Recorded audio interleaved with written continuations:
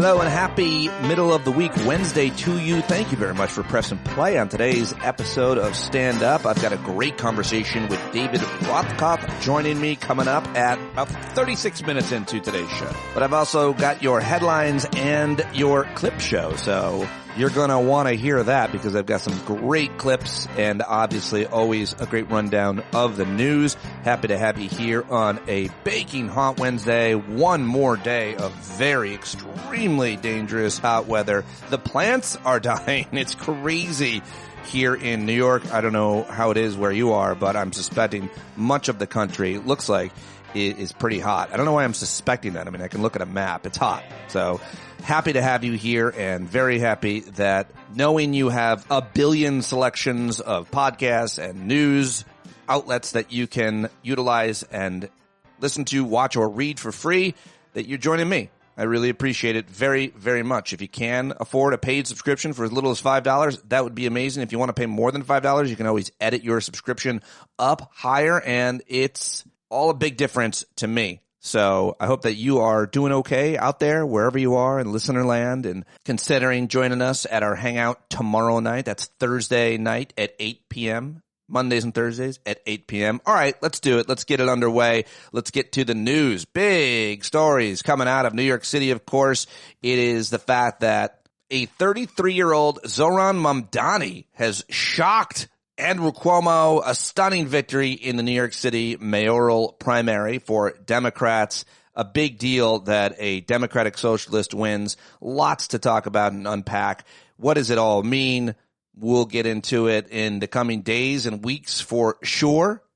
I've got a bunch of clips for you coming up on that. Also, it would seem that the ceasefire between Israel and Iran and the U.S. is holding, although early U.S. intelligence reports are suggesting that the U.S. strikes only set back Iran's nuclear program by months. Really? So it's all for months of a setback. We don't even know where their enriched uranium is, apparently. Not good.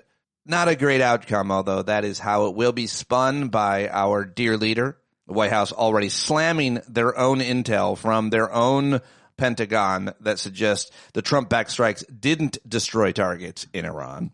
The Trump administration yesterday postponed classified briefings for members of Congress on the recent U.S. strikes against Iran, fueling outrage among Democrats that President Trump has yet to share key details in the operation with anyone in the legislative branch, certainly no Democrats. Also on Capitol Hill, Democrats elected Congressman Robert Garcia of California as their leader on the House Oversight Committee, installing a fresh young face in one of the party's key roles to take on President Trump. It marks a rapid ascent for Garcia, who is only in his second term in Congress, but that's a pretty big deal.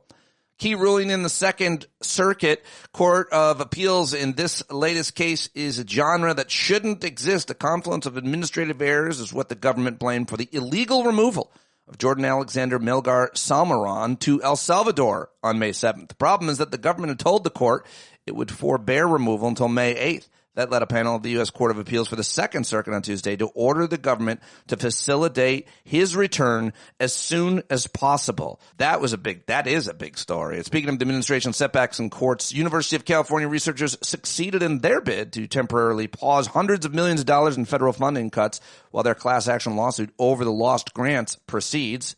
What else can I tell you? Canada signed a defense partnership with the European Union on Monday, the latest indication that the two of America's closest allies are deepening their military cooperation as our country, led by our Mad King, pulls away and promises to reduce the United States' role in international security. And while Trump's tariffs have not been front-page news lately, there should be no doubt that they still matter. Toy prices are rising at their fastest pace on record, the result of stiff new tariffs in an industry where 3 out of 4 items comes from China. One of the first examples just how quickly new trade policies are raising prices for Americans. We should probably talk more about that.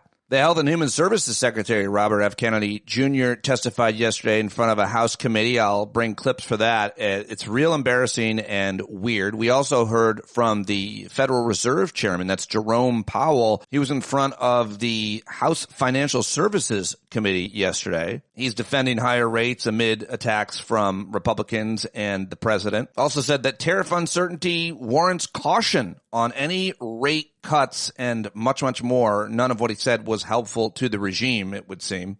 And there's a whole bunch of other political news yesterday. There really does seem to be a divide, a split in the MAGA world. The Proud Boys are getting mad at him. So are so many others based on these immigration raids. Joe Rogan is speaking out against him. Obviously, there are these commentators that are fighting people like Mark Levin and Steve Bannon. And, I'm not sure how much it matters. You're probably just sighing going, they'll all fall back into line when it matters. But I do think it matters to have these influential commentators, much less other important folks, questioning the Trump regime on a wide range of issues from Iran to these immigration raids. So I think that's worth mentioning as well. All right, let's get to the clips. Those are the headlines. When I start here with the clips, I start back where I did with the big win in New York City for Zohran Mamdani. It is major news, and much of the country is watching for obvious reasons. I think it's fair to say. Let's get to his victory speech last night in New York City.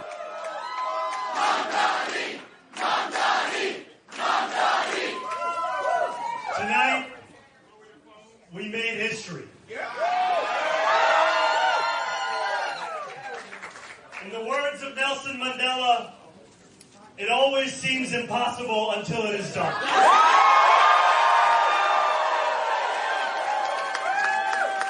My friends, we have done it.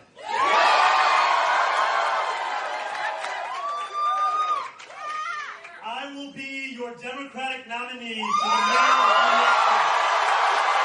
Whether you voted for me, for Governor Cuomo, or felt too disillusioned by a long, broken political system to vote at all, I will fight for a city that works for you. I cannot promise that you will always agree with me, but I will never hide from you.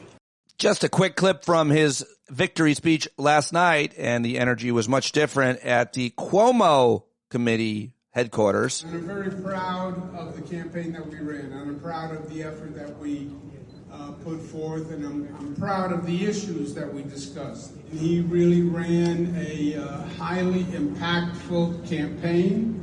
I called him, I congratulated him, I applaud him sincerely for his effort, and let's give him a round of applause. All right, and also we heard from the Attorney General of New York City, who is an ally of Zohran Mamdani and no big fan of Andrew Cuomo. Letitia James says, it's over. The primary is now over.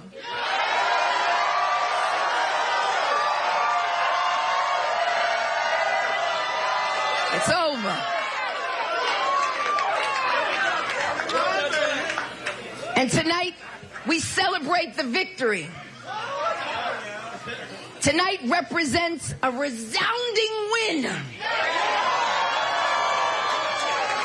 His critics said that he should wait his turn. His critics said that he didn't have the experience. His critics said that he didn't have the right name. Well, now all of them know his goddamn name. Oh, man. Goddamn name. I don't know if there's any reason to curse right there, Letitia James. And here is Brad Lander. He came in a distant fourth or third place, I think. But he also sounds to me, and I haven't heard anybody else say this, but a lot like Jeff Goldblum. I don't know, the way he talks and comes up and down on words, including the word New York City, is a bit weird. But I like the guy. He seems pretty smart, passionate. Anyway, here he is, throwing Cuomo under the bus. Andrew Cuomo is in the past. He is not the present or future of New York City.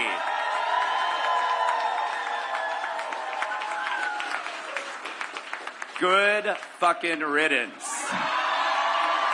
All right. Well, we're going to see what's going to happen now. That's just the primary. He's likely to win, obviously, in the general election in November against Curtis Sliwa, I think. But we'll see and pay close attention to what it means to be voting for a democratic socialist. Ooh, scary. Evil stuff.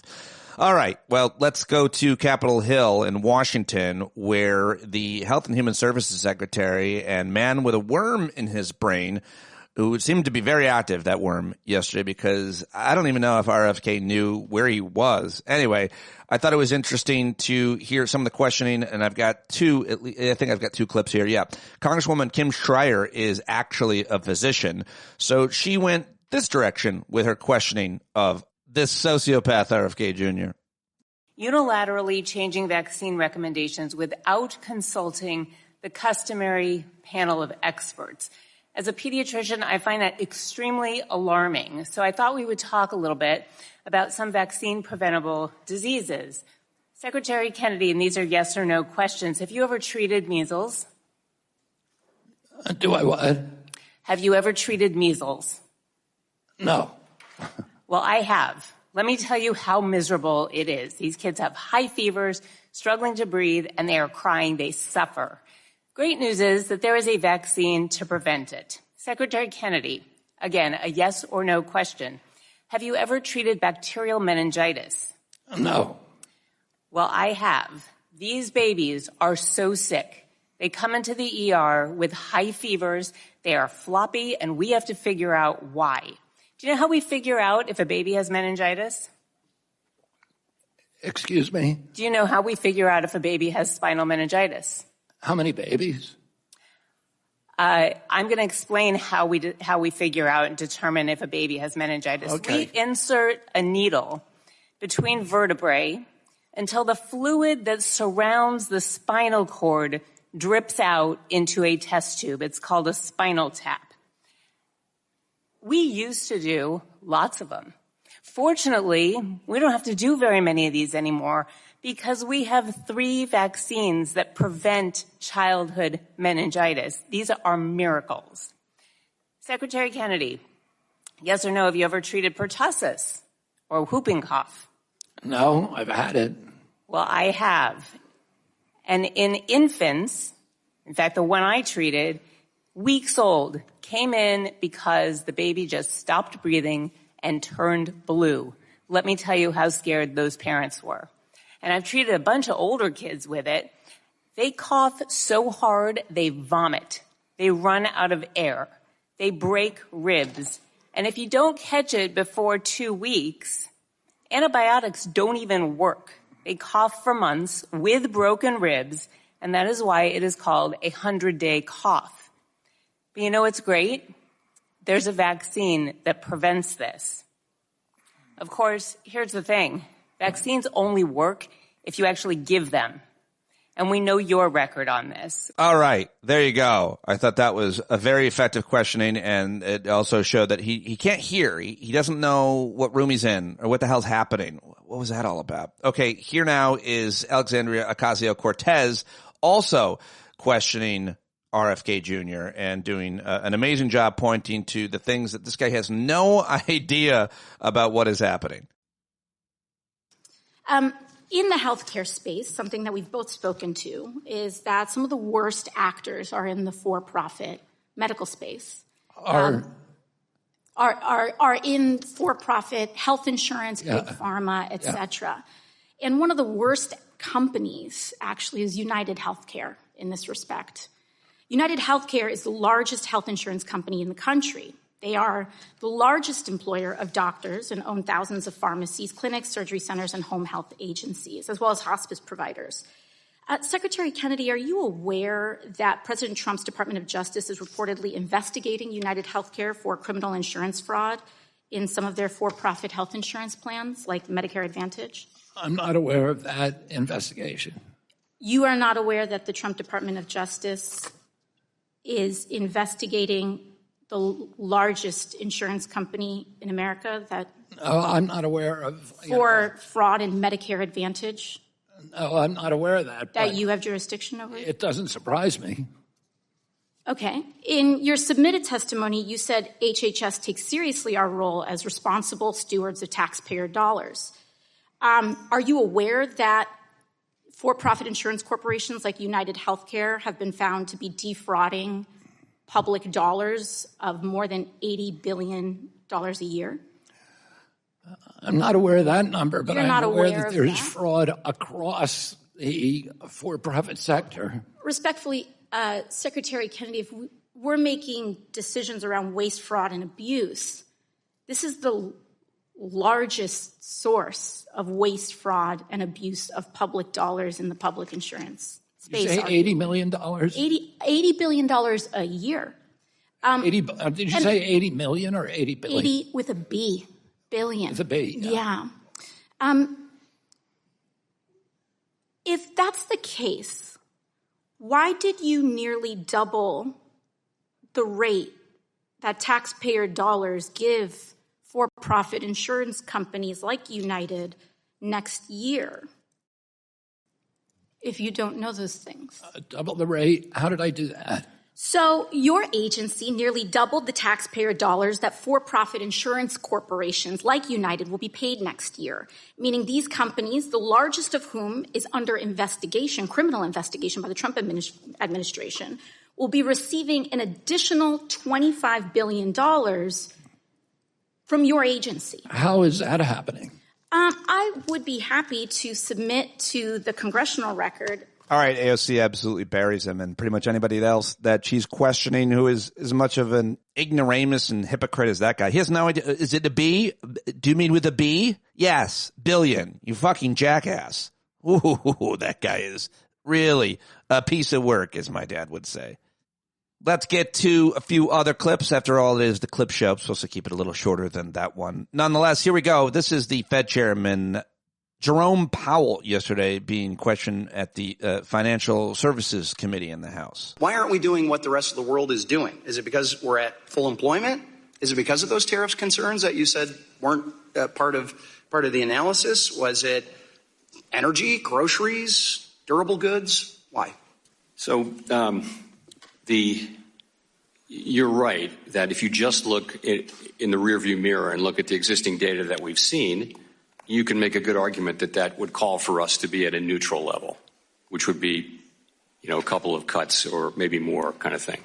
The reason we're not is the forecast by all professional forecasters that I know of on the outside and the Fed do expect a meaningful increase in inflation over the course of this year. When I said we weren't going to talk about tariffs and inflation, that was to say until we see what the policies are. And so now we know a lot more. It's 6 months since I said that. So anyway, I'd be happy to continue this with you. Thank you. All right, there's a lot more really interesting things that came out of that if it doesn't bore you too much. He was also asked about immigration and its effect on the economy and more. So, okay, let me get to the news, the big story of the day, which was what do we know about the bombings, the result of the bombings, the effects that we had when we sent over our biggest bombs. Did they work? Well, initial reactions are saying not so much, and that leaked out of the Pentagon apparently. So the Trump administration, Republicans are very pissed about it, but this is what that leak sounded like when it hit cable news. 3 sources tell CNN that according to an early U.S. intelligence assessment, the U.S. military strikes on 3 of Iran's nuclear facilities last weekend did not destroy the core components of the country's nuclear program and likely only set it back a few months. That's right. So this is an assessment that actually is out from the Defense Intelligence Agency. That is the Pentagon's intelligence arm. And it was based on a battle damage assessment conducted by U.S. CENTCOM after the strikes, according to one of the sources. Let's go to CNN national security correspondent Natasha Bertrand, who has this exclusive new reporting. This is to that question that has been asked about how much damage has been done. This is a real question. It's also a political question that has been to something that Donald Trump has been sort of dealing with here recently. What are you learning, Natasha? Yeah, look, Brianna, this is the first assessment that we are getting that the U.S. intelligence community has found about the battle damage that resulted from those U.S. military strikes on these 3 Iranian nuclear facilities over the weekend. And as you said, it was produced by the Defense Intelligence Agency, which is the Pentagon's intelligence arm. And it is worth noting that it is a very early assessment. The strikes were only a matter of days ago, and the intelligence community is still gathering intelligence. They are still working to come up with a full, comprehensive picture of what exactly happened. All right, so that's a pretty big deal. He said they were obliterated, destroyed completely, and it's not the case. The narrative is going to change very quickly.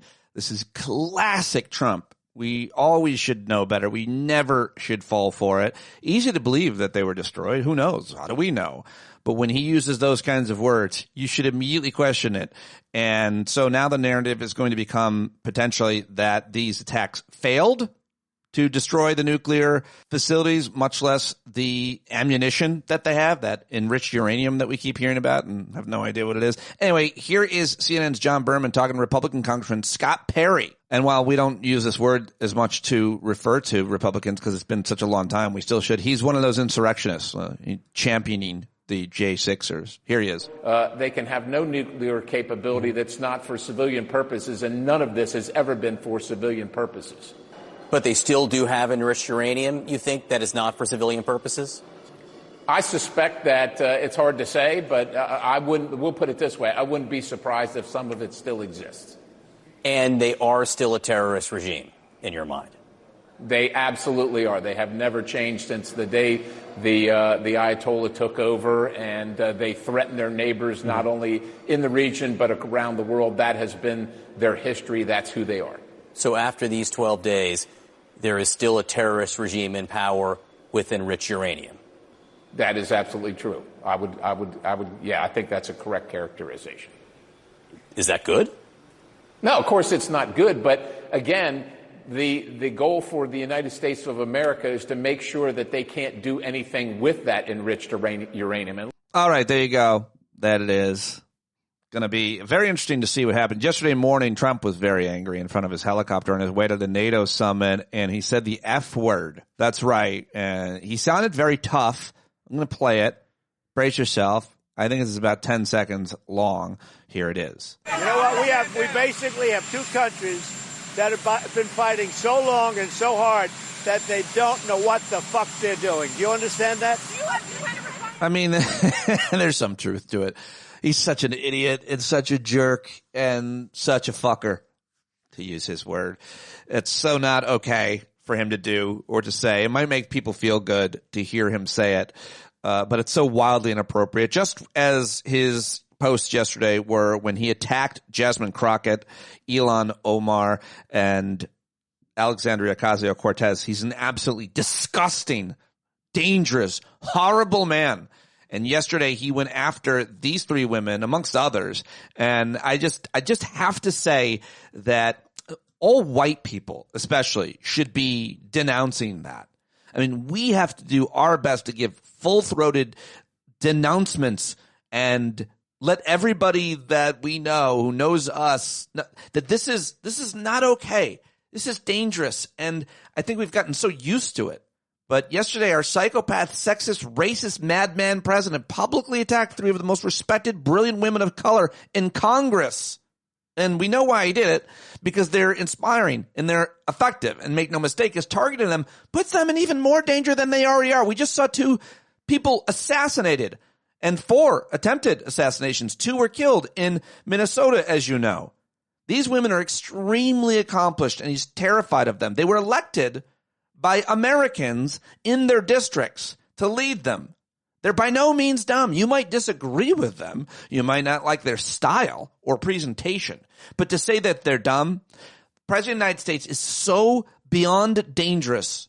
Every decent person, especially white folks of any political background, should be disgusted. And that is the end of my statement. But I had to make it. Sorry, I had to make that. I almost forgot that he did that yesterday, but I heard his voice, and it was it's traumatizing. It traumatizes people. I get it. Me too. All right, let me move on with the clip show. Sorry, I got away from the clip show. What's next? You know what? Why don't we play aforementioned Congresswoman Jasmine Crockett, our queen? Their agenda is about one thing, making the federal government so weak. All of this talk about lowering costs and reducing waste is absolute BS. Their agenda is about one thing, making the federal government so weak that they can exploit it for their personal gain. They're stealing your data to help their companies. They're taking away your health care and food assistance to fund tax cuts for billionaires. Their agenda is pro-disinformation, pro obstruction, pro-greed, and pro-exploitation. If you didn't know, that's what DOGE actually spells out. D, disinformation. O, obstruction. G, greed. And E, exploitation. And congressional Republicans have been complicit in this agenda. They've helped this administration terrorize the public. They've allowed this administration to launch the country into a war without congressional approval. And while we're talking about saving money, let me tell you, just dropping those few bombs in one day, that was the beginning of what is going to be a very long bill for us as they talk about being efficient. There was nothing efficient about doing it. And maybe if there was some consultation, maybe with those that say have constitutional authority, since we care about the Constitution, then maybe we could have saved the American people not only money, but the lives that are now at risk as we have to put out warnings for American citizens in this country and abroad. Maybe we need to start leading with the people at the middle of what it is that is guiding us instead of following one person. The reason that people like me say things like y'all are in a cult is because somehow people are abdicating their duties.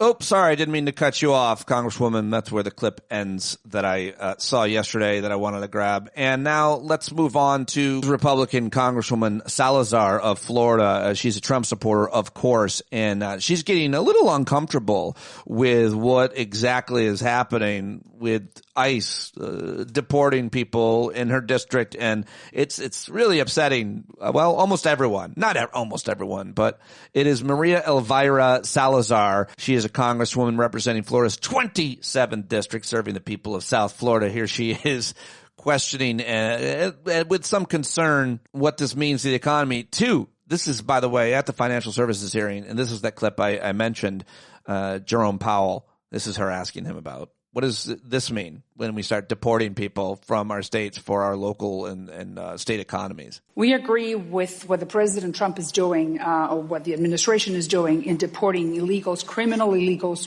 We do not want Traitor Agua. We don't really want people who have committed any type of crime, even more if they are illegals. And but we do know that, unfortunately, what's happening right now, after 6 months of being Mr. President being in office, that we're losing thousands and thousands of workers, what the ICE leadership has called collateral damage. And most of those people are working in three main sectors: construction, hospitality, and agricultural. Even the president said the other day in a tweet that he understands that those hands are needed. We're talking about 15% of the economy: construction, hospitality, and agricultural. So my question to you is, what is the growth effect on the economy if this type of removal of people, of hands being removed from those three main top sectors? So immigration is another area where nobody put us in charge. We're done, Congressional Budget Office and other agencies can make assessments like that. All right. I don't think the Fed chairman really wants to answer that. But let's move on to Joe Rogan talking to Bernie Sanders on his show, which I thought was interesting that they sat down. I think I'll probably listen to that. But how about this? I think the whole MAGA thing right now is very divided, particularly because one of the things that they voted for was no war. Well, now it seems like we're in a war, right? So and it's quick. We're 6 months in, and that's already popped off. And then people are very concerned with now what happens to our troops overseas that are in these bases, that are in vulnerable positions. And I think the whole MAGA thing right now is very divided. Firstly, Mr. Massey, is that name ring a bell? Thomas Massey. Thomas from Kentucky. Yeah. And this guy, as I am, is opposed to this war in Iran. Just yesterday, Trump gave a long post about how they're going to primary this guy. And what bothers me is you would hope that there would be respect enough for members of Congress that you can vote your own conscience. You could, represent your constituency. Every district is different in America. But right now, anybody stands up and say, well, I disagree with President Trump. Bam, you are finished. We're going to primary you. We got all kinds of money. You're out of there. That happened to Massey yesterday. All right. Very interesting. Very, very interesting what is happening there. And what is happening on CNN? It's getting weird. All the old NBC people are there. I see Chuck Todd and now Joy Reid, our friend Joy Reid, making the rounds, promoting her new channels. And she was on with Abby Phillips last night, and she really lectured the Republicans at the table about the history of Iran. I think this is fairly accurate, what she says. I mentioned the Dulles brothers the other day when we were talking about this. I think this is pretty accurate. Here's Joy Reid last night on CNN, giving a little bit of a history lesson. Understand that the United States plays an important role in the world. I am thrilled that the United States is trying to police the proliferation of nuclear weapons. Imagine what the world would look like if it was otherwise. And I think that to just throw away our moral voice would still be the only country that has ever bombed another country with nuclear weapons. And let me ask you one question. Why did the Iran hostage crisis take place? So certainly, I'm asking you why. Fundamentalist radicals took over the government who why? hate the West. Why did they take over the government? Why? Because they're religious jihadis who want to eliminate Western society. They hate our way of life. They hate our way of life. Or they overthrew the Shah of Iran, who we imposed on Iran because the Dulles brothers, one at the CIA and one at the State Department, decided that the oil beneath the soil of Iran belonged to BP and belonged to us. And when Mossadegh, who was the leader of Iran, the democratically elected leader of Iran, said that we would like to audit BP because we want to know if you are cheating us or paying the people of Iran based on the oil under their soil. And they said, you may not audit us. And then we overthrew him, and he wound up dying in prison because we decided that we, in our arrogance as a country, got to own their oil. And wait a minute, no, one moment. And so the hatred of the United States had to do with the hatred of the Shah, who brutally repressed the people of Iran for 26 years until he was overthrown within Iran because he was not their natural king. They didn't want a king any more than we wanted a king. The bottom line is the arrogance of the United States' foreign policy. We act as if people act in a vacuum, and that nothing we do has ever led to the hatred of us in other countries. And I'm not saying that hostages should be taken, but you just said because they hate our freedoms. Well, that's BS. No, they hate the Western world. Okay. Wow. How about it? Pretty interesting history lesson from Joy Reid last night. Okay, those were all the serious clips. Let's get to some comedy. Let's have some laughs, shall we? Let's check in with my old boss, Stephen Colbert, who's now the host of the CBS Late Show. I just want everyone watching to know what an honor it is to be here tonight in front of an audience that we just pulled out of a slow cooker. Threw in a lemon, some olive oil, a little garlic. Meat's falling right off their bones. Because today in New York City, temperatures reached 100 degrees. And it's hot all across the country. 100-degree temperatures are expected from the Great Plains to New England. It is so hot in Missouri that Sunday that the roads began to spontaneously buckle while people were driving on them. Check this out. Wow. Reminds me of that old Irish blessing. May the road rise to meet God, not literally. Faith in Begorra, you busted me suspension.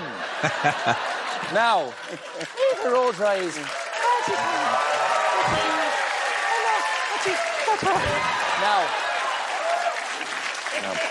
No, not anymore. These record temperatures are being caused by what meteorologists call a heat dome, which is a strong bubble of high pressure. Also what it's called when your mother says coming to Easter brunch is optional, but it's what Gam Gam would have wanted if that still matters to you. One spot that's been very hot lately is the Middle East. Hopefully that's going to cool down soon because as of this taping, there is a tenuous ceasefire between Iran and Israel. So what happened was around 6 p.m. last night, Donald Trump dropped this post. Congratulations to everyone. It has been fully agreed by and between Israel and Iran that there will be a complete and total ceasefire officially. Iran will start the ceasefire, and upon the 12th hour, Israel will start the ceasefire.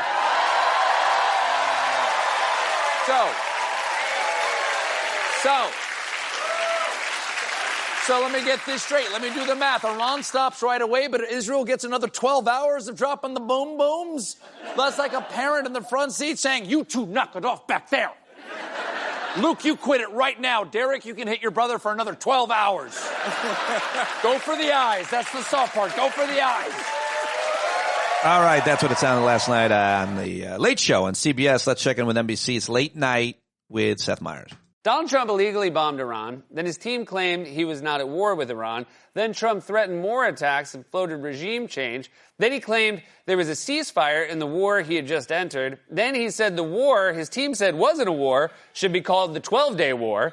Then he said everyone would stop shooting at each other, but everyone kept shooting at each other because, according to Trump, Israel and Iran, and this is an exact presidential quote, don't know what the they're doing. So I guess my question is, when's the Nobel Peace Prize ceremony?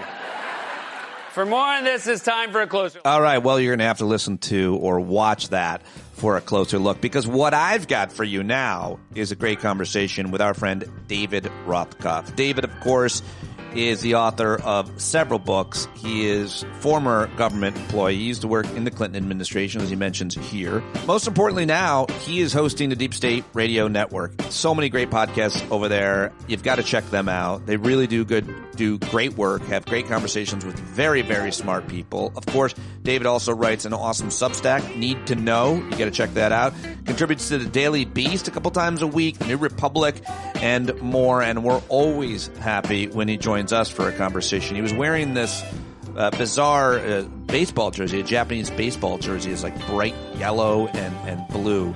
So I immediately attacked him and made fun of him for it. He didn't seem to be bothered at all by it at all. And I come back to it at the end. But you can watch it all if you want to see it on YouTube, because we tape this live, as I've been doing every day. I've been recording these live in front of anybody who wants to watch, the public, on YouTube, youtube.com/standupwithpete. If you're on the Discord, I almost always go into Discord and let people know when I'm going to do it, because I don't do it the same time every day.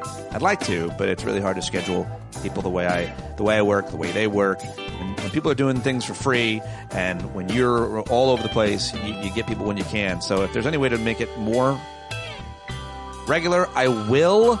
But this was yesterday afternoon around 4 o'clock. It's David Rothkopf, who you got to follow on all the social media. To learn more, check out the show notes, as you should be doing every day. Let's do it with Rothkopf. David Rothkopf, and he's got some kind of weird Japanese baseball jersey on. What is going on? Who are you wearing? I'm surprised at your ignorance of Japanese baseball. This is a jersey of a team called Ham Fighters, or Nippon Ham Fighters, from Hokkaido. And it used to be the team of a young player named Shohei Ohtani. So it's an Ohtani jersey. Oh, it's a Japanese Ohtani jersey. I can't believe I didn't know that. I'm surprised. I, too, am surprised at my ignorance of Japanese baseball. You would think, like, what's the matter? I was just downtown, and I went to a lunch dressed like this at the Four Seasons Hotel. I walked straight into the lobby. Everybody was Japanese, and they were all giving me thumbs up. Like, hey, Hokkaido, go team. No, it's true. I'm not sure if I believe any of that. Why would you wear that to such a fine place, and why were there so many Japanese people? Is that why you wore it? Are they in town? No, I wore it because it's hot, and this is cool. Oh, all right. I mean, it's cool in terms of like stylish cool, or like it's ventilates cool, because it doesn't seem cool stylish wise. You look like a little boy. You look like a little. Did you catch a Pete. ball? Okay, Pete. Hey, look, you do you. You're wearing your little. I had a shirt like that in the first grade. Oh, do you have yellow pants on? Be so great if you were walking around like with a glove too. He's just a 7-year-old boy. He's a big baseball fan. He's a big Japanese. He's getting it. He's got a glove handy. Oh, it's a softball. It's not even a real. It's a girl's. No, I have a hard ball. I have a hard ball on the other shelf. Not as easy to reach. Is that why I'm here? You just want to pick on my clothing? I mean, listen, even if you were doing a hit with like your friend Lawrence O'Donnell, I wouldn't respect him if he didn't say anything. Although you would never show up so casually to your MSNBC. True. I see who you are. I was supposed to do it MSNBC in a couple hours, and I was just thinking I'm going to have to change my shirt. Well, I like you this way. I like the real. We get the real Rothkopf, and there's that is the truth. A lot to talk. Now, you've just posted something at the Daily Beast. Of course, you're regularly posting at your Substack, a bunch of good stuff. And I got to say, the podcast over at the Deep State Network, DSR, is on fire over all these foreign relations issues, specifically the Middle East. You've had some of the best guests and really have been nailing it and kind of predicted what was going to happen. Now we have this new assessment out this afternoon, just before we connected, from the Pentagon itself, their intelligence arm, basically saying that the bombing didn't destroy the centrifuges or much of the enriched uranium. Like, what are we supposed to believe occurred? How will we ever know? Well, first of all, believe that, right? Because, we talked to nuclear experts. We've been tracking this for a long time. I appreciate your compliment, but, we've been doing foreign policy and national security podcasts for 12 years. And a lot of these people have come back, and a lot of them are the top experts. And we've done podcasts, over the past few weeks, but also in the past few days with top nuclear experts. And they all said the following: the best you can hope for with a bombing attack, even using the deep penetrating munitions, is to set the program back a few months. First of all, a lot of the program, the most sensitive parts, were buried even more deeply than those weapons could reach. Secondly, there are sites we don't know about. Thirdly, they knew this was possible. And most importantly, they moved as a consequently, apparently, the 400 kilograms of enriched uranium they have to another location. They moved people out of the locations that we targeted.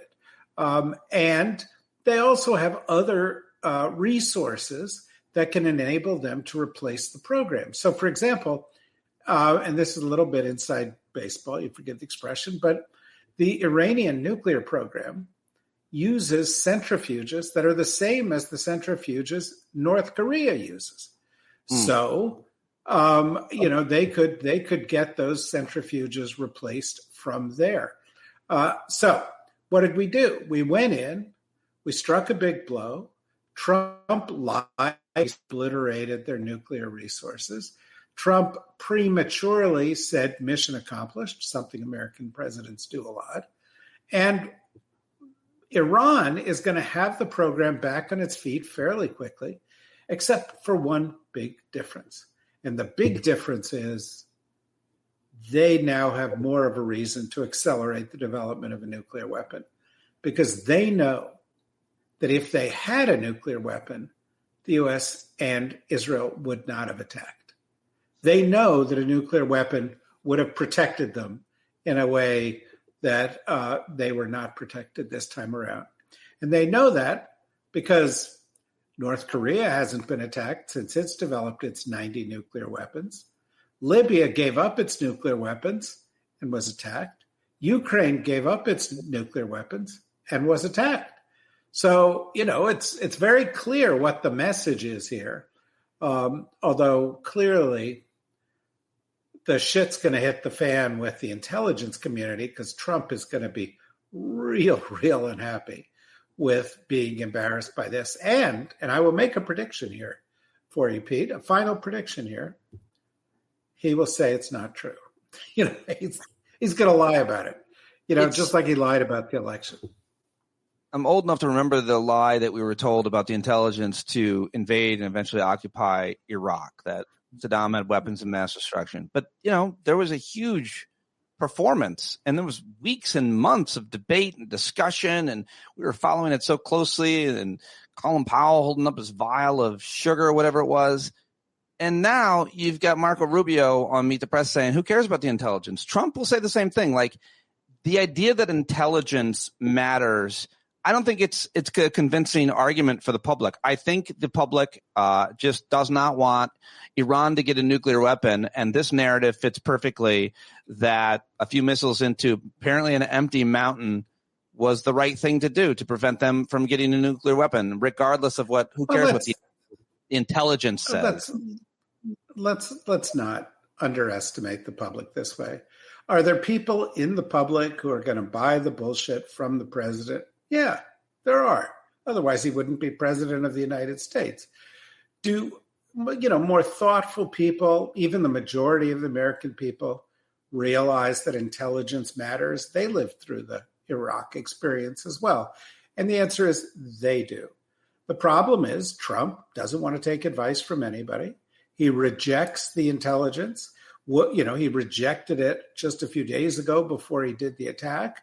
And he's got his sycophant flunkies like Rubio or Hegseth or J.D. Vance out there saying things like Hegseth said the other day, which was, the president saw the intelligence, but then he relied on his own judgment. There is a higher power here, and that is the superhuman intellect of Donald Trump. Of course, Donald Trump never had a superhuman intellect. He doesn't know what he's talking about. And I believe that as we watch him in these circumstances, we're seeing him decline fairly rapidly. I mean, he is slurring his words. He goes on these strange rants and tangents. His behavior in this thing has been incredibly erratic. The behavior included, I'm against this. I'm for this. I'm against this. I'm for this. We're going to blow them up. We're the best in the world. No, I'm a peacemaker. Now I have a big flagpole that's 88 feet tall, et cetera, et cetera, et cetera. It's nuts. It's nuts. And if it were your grandpa, you'd say, Grandpa, give me the keys. You're not going to drive the car anymore. You're going to hurt somebody. But nobody around Trump dares to do that. And so we're all in the car with this crazy grandpa who shouldn't be driving. And, somebody's going to get hurt. It's going to be us. You do not think you make the argument that he should not be given the Nobel Peace Prize or any peace prize because his record in the first few months, 200 days of his presidency has been the opposite of peace vis-a-vis Russia, Ukraine, as well as obviously Israel and Gaza, and now this. And not to mention, as you say, he's even turned the military on his own people, which I think was a pretty important point. This is not a man of peace, is what I think you're trying to say at the Daily Beast. Well, it's just ludicrous. He's desperate. I mean, he's been literally running a campaign, making speeches, writing things on Truth Social. I solved a war between Rwanda and Congo. I solved a war in the Balkans. I solved a war between India and Pakistan. The Indians say, no, you didn't. By the way, but we know he didn't do that. We know he didn't solve the war in Ukraine as he said he would. We know he didn't solve the problem in Gaza as he said he would. And we know he's providing weapons that Bibi Netanyahu is using to commit genocide and war crimes. We know he's advocating for Putin and cutting back on U.S. support for Ukraine so Putin can continue his war. We've seen him unleash troops in the United States. He threatened to invade Canada. He threatened to invade Greenland. He threatened to invade Panama. He's a thug. He's not a peacemaker. It's ludicrous. And I think the fact that he thinks he deserves it is another sign of the fact that he's cracked. The problem is Barack Obama got the Nobel Peace Prize. Right. And as we've seen with the Iranian agreement he tore up, anything that shows him a black man succeeding at a level better than him, he can't handle it. And if Barack Obama were diagnosed tomorrow with, chlamydia, Trump would say, well, I could do better. I want syphilis. He is desperately, sadly competitive with Barack Obama. And it's affecting it's affecting world affairs. His insecurity is affecting how the world is being conducted, how world affairs are being conducted right now. Yeah, we're dragged around by psychopathy every day. You had this piece, and I can't find it, that you just wrote. Maybe it was a week or two ago. I think this is at your Substack. And if people aren't subscribed to it, you're really missing out. It's so good. You should get a paid subscription and be listening to Deep State Radio every day as well. But you basically you had written about how dangerous he is, and several times in terms of his rhetoric and so on. Today, he attacked Alexandria Ocasio-Cortez as well as Jasmine Crockett, Ilhan Omar. He called them dumb. He called them all kinds of names. And, on the heels of the assassination of 2 Democrats in Minnesota and the attempted of 2 others, it just seems to occur to me that in any conversation we should bring up, and we should be posting on social media, reminding people how obscenely abnormal, awful that is, and most importantly, how dangerous it is for the president of the United States to be publicly criticizing and name calling in this kind of way those women. It also plays into his insecurities as well. What do you make of just the fact that he's doing that again, and it's not okay? And I think we need to make sure that we remind people that this is a very bad thing. He's putting those women and everybody else he calls out publicly in great danger. Look, he's a racist, misogynist creep. We've known he's a racist, misogynist creep since 10 years ago when he came down that escalator. We've known it, if you lived in New York, for decades and decades and decades. He always calls women of color stupid or not very smart. He always calls them things like nasty. He believes that it's smart politics with his base to go after people like this. All of them, Alexandria Ocasio-Cortez and Jasmine Crockett and Ilhan Omar, they're all better public servants than him. They're all more patriotic than him. They're all much smarter than him. And he knows they're going to defeat him. Because what is going to happen in the next election is not, the Dems become more like Trump and compromise. What's going to happen in the next election is the Democrats are going to go to their base, and they're going to say, we are the party of change now. And they're going to change their leadership, and they're going to change their message, and they are going to energize people who are young, and they are going to be the future. And Trump is going to be the past. And Alexandria Ocasio-Cortez is going to turn the page on Donald Trump. And that's going to be a very good thing for America. It's going to be a very tough thing for Trump to swallow. When she responded, I don't know, did you see her response to his attack? Because her response to his attack showed just how well she understands how to respond to him. She at one point she calls herself just a girl, but then at the end of it she goes, but I'm a Bronx girl. And we know that we can kick the shit out of a Queens boy any day of the week. We eat Queens boys, she says, for breakfast or something like that. Something like that. Yeah, exactly. It was great. She knows how to do this better than anybody else. Democrats is in Queens, by the way, so it's even more balls. well, no, that's true. But I think this is a woman who is a true leader, who speaks truth, speaks from the heart, is highly effective as a legislator, and is going to lead, the next generation in American politics. And I am here for it. Same with Jasmine Crockett, by the way. Same with Jasmine Crockett.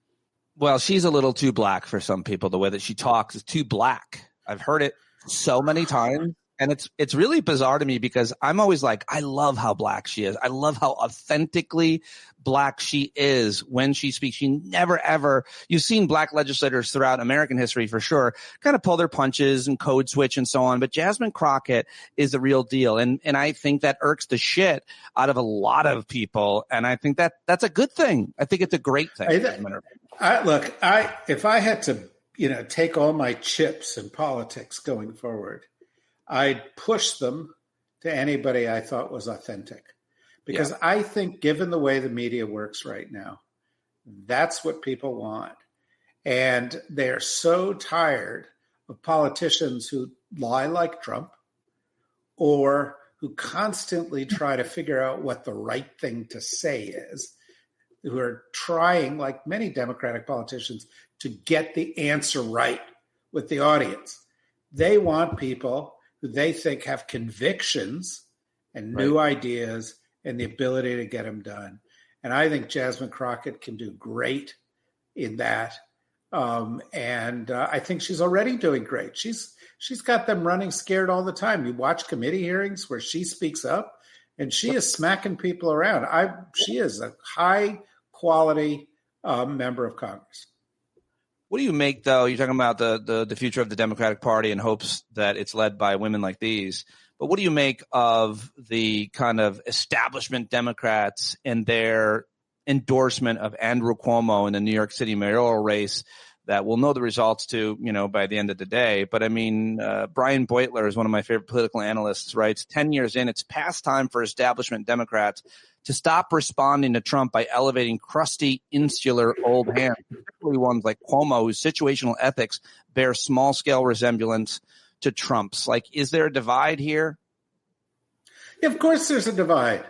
The notion that Andrew Cuomo, who, is a sex pest or a sex abuser, or certainly a man of extremely questionable judgment and damaged ethics, an arrogant guy, legitimate accusations of corruption and mismanagement during COVID. This is the only one that they could come up with? Bullshit. The establishment says, who do we know? Who's got name recognition? And what I say is the establishment's got to go. I don't know whether Zoran Mamdani is going to beat Andrew Cuomo today, but I'll tell you one thing. It ought to scare the shit out of the establishment that this young guy has stepped up and in the last poll was doing better than Cuomo. You know why? Because he's smart, because he cares, because he's authentic. And he's got all these strikes against him, in terms of the conventional wisdom of New York, except he doesn't sell the voters of New York short and assume that they don't have the ability to look more closely and realize he's not, as he's being accused by some people, of being anti-Semitic. He is anti-Bibi Netanyahu. He is anti-war crimes in Gaza, just like all the rest of us. He is not a crazy socialist who wants to have a communist takeover of the United States. He is like the leaders of every country in Europe that believes that the social contract is vitally important to the high functioning of a society and that older people should be taken care of and young people should go to school and have enough to eat and people who commute to work should have safe, affordable mass transit and that people should have access to affordable housing. That's not socialism. That's decency. And what we've got to stop doing is listening to these incessant Democratic, defeatist Pauls who say, no, we have to run away from all of that. We have to be more like Trump. Let's meet the fascist halfway. Let's have tough immigration policies. Let's deport a bunch of our own people. Let's also be assholes like the assholes. And I just think that's not where we ought to be. And I am hoping Zoran Mamdani wins. If he doesn't win, I'm hoping it's a wake-up call for everybody else to see that this generational change is coming, and it's time for that. I mean, I worked for Bill Clinton. I was disgusted that Bill Clinton, who's got his own spotted sexual history, thought it was appropriate to endorse Andrew Cuomo. I worked with Larry Summers, the former Treasury Secretary, who thought it was appropriate to attack Zoran Mamdani and say, well, we can't have a socialist. What is he talking about? We all behind the world. And if you look at every other high-performing economy on the planet Earth, every single one of them, they have healthcare for everybody. They have guaranteed retirements for everybody. They care about the environment. They have strong laws against people having guns. They have fairer tax codes. That's not socialism. That's how you create a high-functioning society. Yeah, health insurance and universal pre-K, which would be hugely important. And they call it whatever they want to call it, but all those countries have better social mobility and better measurements. But people called Franklin Roosevelt a socialist. They called Harry Truman a socialist. The Republican Party has been using that as a cudgel for literally 100 years. And it's time that the Democrats take it away. Say, no, you don't. Yeah, it's hard to do. Whenever you explain the policies, people almost overwhelmingly like them. When you call them socialists, they're terrified of them. But of course, Medicare is as American as apple pie. But for everybody under 65, it's socialist. Let me get quickly back to Iran. I just see this new polling is out, and I don't know if polling even matters, but 56% of people polled disapproved of Trump's bombing of Iran. 65% think Congress should authorize. Reuters has only 36% of Americans approving the bombing. I don't know if this kind of polling matters. I don't think too much about it, obviously. But does this issue cut through? Will it matter? We're talking about all these people in the kind of MAGA movement, Marjorie Taylor Greene and Tucker Carlson and others that have been highly critical of him, Dave Smith and these idiots saying, I was wrong about Trump after he joined Israel in its attack in Iran. How big of a deal do you think it is in terms of affecting people's hearts and minds on their Look, I saw a poll yesterday that said 85% of people opposed it and only 5 supported it. So maybe 5 support it, maybe 30 support it. We don't know. It doesn't matter. What matters is that the vast majority of the American people are against it. It's an unpopular war. And that's why Trump was so pissed off that his fake ceasefire wasn't holding. That's why Trump said that the Israelis and the Iranians don't know what the fuck they're doing, literally in those words, because he wants to say to his base, look, this wasn't a war. I went in, I got rid of the nukes, I did it cleanly, it was over. He's trying to brand this the 12-day war. Like, this happened real quick. This is not an endless war, and you can still love me. And that's the point. I do not think Donald Trump has the support necessary to go into any kind of protracted conflict. And I think that's super important because, when the Iranians look at it or the Israelis look at it or the Russians look at it or the Chinese look at it, they're going to say, this is a crazy old guy, but he's in handcuffs and he can do certain things, but he can't do them over and over again. And that's where we are here. If this ceasefire comes undone, if there's more and more evidence that the Iranian nuclear program is there, Trump can't send in troops.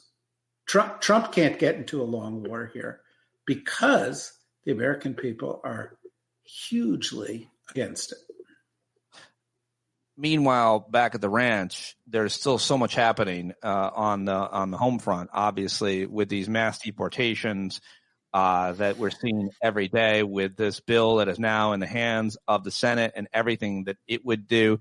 It seems that this has been quite a distraction over the past week or so, what's gone on in the Middle East and around that. But we've still got so much more to worry about and to be concerned with every single day. Any thoughts on any of the rest of the things that are happening?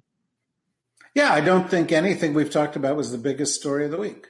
I think the biggest story of the week was yesterday. Off the official docket, the Supreme Court said, without any explanation, that the Trump administration could continue, while a case is being adjudicated, picking people up without due process and sending them to hellholes around the world.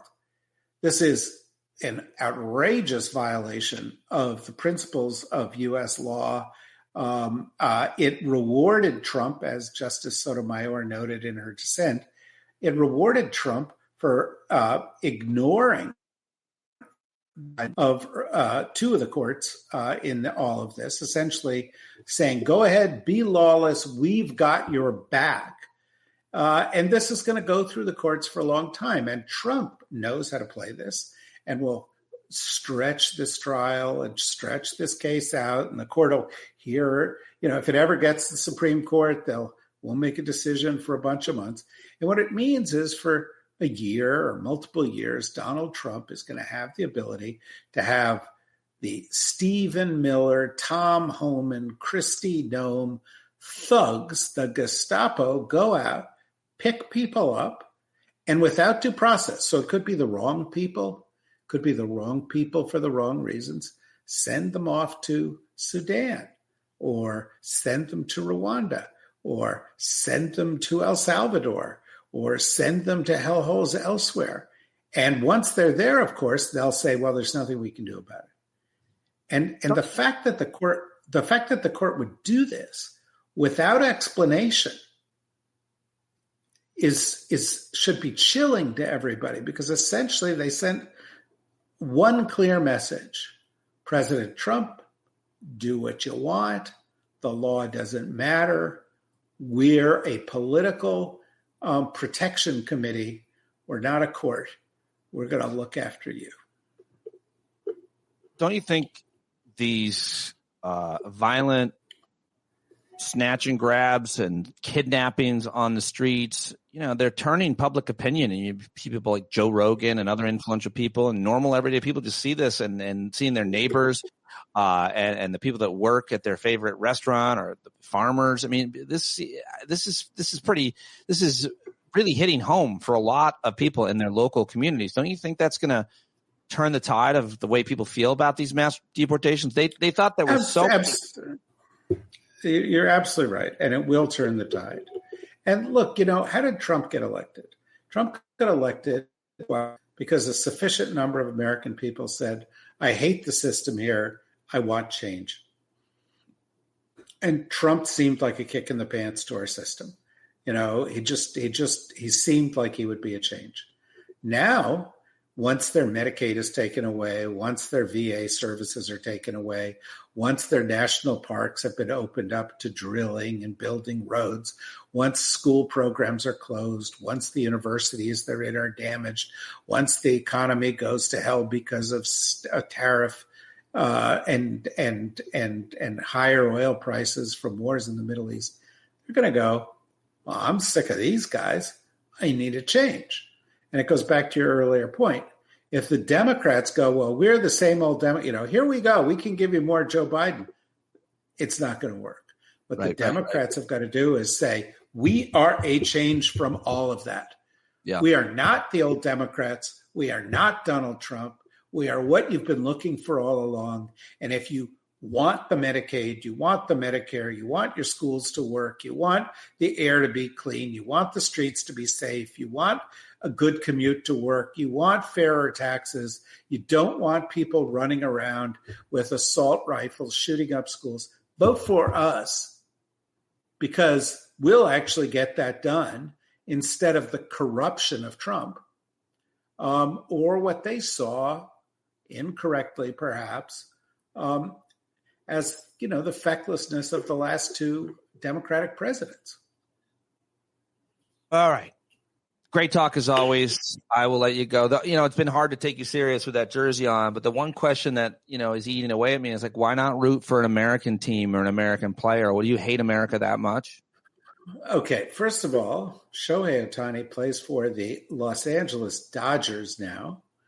I love the fact that there's so many international players in baseball now. Baseball is much better now that they've got the pitch clock. It goes faster. It's a much more interesting sport. And Shohei Ohtani is a once-in-a-century player, pitching, hitting. It's just one of the, every once in a while somebody comes along and you go, oh my God, I got to watch this, because this is never going to happen again. And I think he's amazing. And he is being amazing at a game called America's National Sport. So why do you hate America's national sport?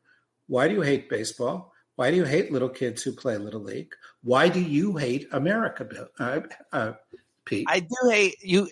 I do hate little kids who play Little League, but I don't hate the other things.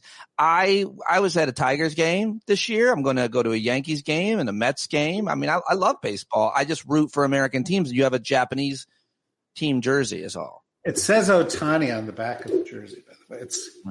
It's a tribute to Ohtani. And you want to know something else, Pete? Something else you hate? That jersey came with a snow cone? It comes with little PJs with feet. No, on it. No, what you hate is that put the hat on. Put the hat on. People who have come to America from foreign countries make this place great, and you hate immigrants. You hate foreigners. Well, I don't like immigrants who take the jobs of Americans. I like immigrants who take the jobs that Americans won't do. And there's enough white American, not very many black baseball players anymore, but there's a lot of white American players who these foreign players they're taking their jobs. Look, it's very clear to me why you live in Trump state, New York, surrounded by Trumpies, why, you go out into the woods and you put on your hunting gear. And you're constantly making references to Joe Rogan, and you're a closet Trumpy. I know it. And I keep coming on this show in the hopes that I can persuade you back. I think you've persuaded us. I think a lot of listeners love when you come on. So you're doing your job just fine. You'll never get me to join you and your Japanese fandom and your liberal pinko, whatever. I don't know. World you socialist you want to live in. You know what else? You know what else I like? Soccer. You like you're a foreignophile. You like a lot of non-American tradition things too. Did you see Trump's tweet last night when he was so euphoric that he had made a ceasefire, was going to get the Nobel Prize. And it was like, God bless Israel. God bless Iran. God bless the Middle East. God bless the United States. And then it ended all in caps. God bless the world. Well, that's what I say. That wasn't God bless the world. You know what I usually say is, I love you, God. Yeah. That was the weirdest. He just didn't, like, literally the teleprompter's in front of him. He's lost track of it. He has some rough idea of what he's supposed to say, and his brain just can't keep up with it anymore. He's really losing it. You've written a lot about it. By the way, have you seen on TikTok or Instagram the smart glasses that have a teleprompter in them? Oh no. Oh no, go. I mean, there's smart glasses now that'll translate 144 languages into your ear. There's smart glasses that'll tell you which way to go, film things, do all this kind of thing. But this teleprompter thing, it's like showing people doing their TED Talk, and the text is running on their inside of their glasses. And I was thinking, you could do that here. You could up your game a lot. Oh yeah, I definitely I'm getting those for sure. I thought you were suggesting that Trump wear them. He would never wear glasses because it would be a sign of weakness. He's strong. Yeah. No, he is the strongest man who ever lived. Don't you think that Netanyahu was like boxed him in? It's like, you got to do it. That was where the intelligence came from. Of course he did. Weird. I mean, Netanyahu knew that if he attacked Iran, that Trump would have to do something to attack it, because otherwise he would look weak. Right. And so he boxed him into the corner. But today he yelled at him. Today he criticized Netanyahu. He's criticized Putin recently as well. Yeah. But he also, advocated for Putin at the G8. He also is making asbestos legal in the United States, and Russia's the world's leading producer of asbestos. Wow. There's a story nobody's talking about, which is that there's this guy working in the White House who hasn't had a security check, who's apparently a Russian spy. I mean, what's his name? Is Gore or something like that? Yeah. We're still producing asbestos. Oh yeah, and we're going to be buying a lot of that great tasting Russian asbestos. Oh, good. Starting soon, thanks to Donald Trump. Make asbestos meet again. Yeah, no, exactly. Every morning for breakfast, asbestos flakes. Yeah, that's weird. That guy is not got a clearance, and we don't even know where he's from. That's very. And then the guy who's in charge of counterterror is like a landscaper. He's 22 years old.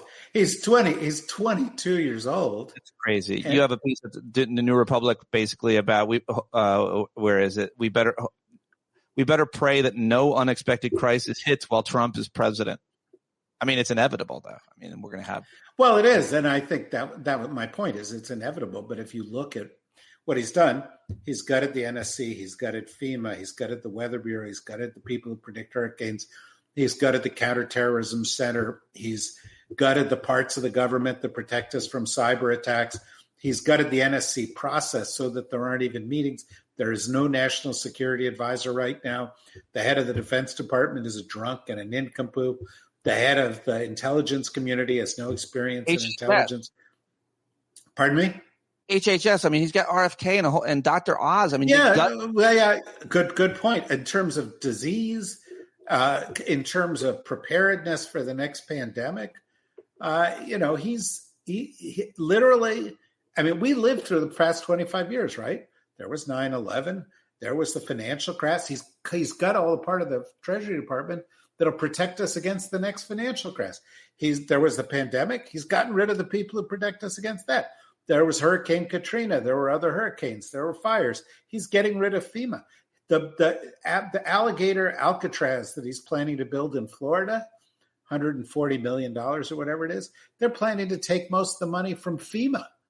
They're really building a facility? Yeah. Alligator Alcatraz in Florida? I don't know about that. Yeah.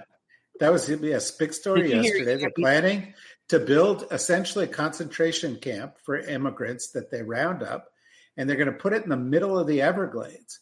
And the guy who announced it yesterday was like, but we don't have to worry about security because we'll be surrounded by alligators and pythons. It's like a horror movie.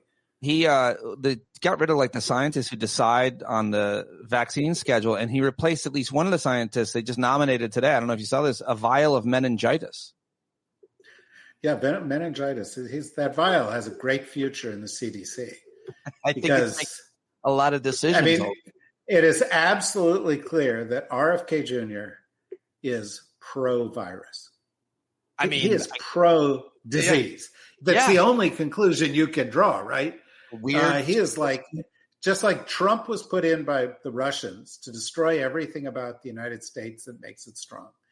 And RFK Jr. was put in by the viruses to destroy all of our defenses against viruses.